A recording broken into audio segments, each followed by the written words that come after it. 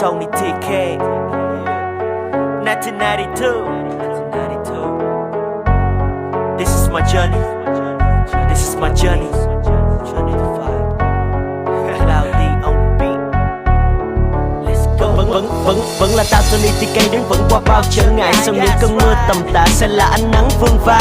Để ta quay trở về phòng thu và làm công việc tao ước mơ. Dù không có ai đem tới cơ hội vẫn phải nắm bắt được thời cơ.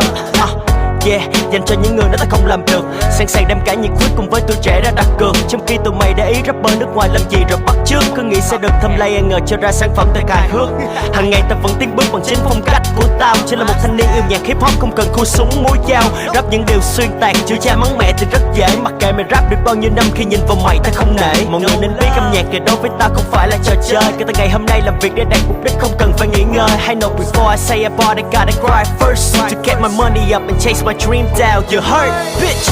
Tới có một ngày thì tao vẫn sẽ là chính tao. Không quan tâm tầng lục thằng cao, nói ra nói vào. Vẫn cứ sống cuộc đời từ giờ bước đi đâu ngẩng cao. Sao ghi cùng một bình kiến không giọng thằng nào. Tới có một ngày thì tao vẫn sẽ là chính tao. Không quan tâm tầng lục thằng cao, nói ra nói vào. Vẫn cứ sống cuộc đời từ giờ bước đi đâu ngẩng cao. Sao ghi cùng một bình kiến không giọng thằng nào. Một buổi sáng thức dậy mình tự nhìn mình trong gương. Tự hào cuộc sống bình dị không phải là thằng bất lương. Không số má không hổ báo nên được Thiên Chúa rất thương. Bên cạnh là người con gái xinh đẹp hiền thục mà mình yêu thương.